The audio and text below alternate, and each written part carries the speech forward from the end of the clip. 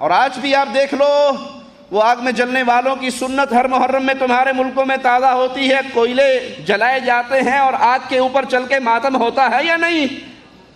मैंने एक मुजरिम को देखा, वो मुसल्ला बिछाकर आग के ऊपर नमाज पढ़ रहा। लाल शहबाज के मुरीदों को मैंने देखा, उन्होंने आग का अलाव जलाया और चारों तरफ से आकर उस आग के अलाव को सजदा किया।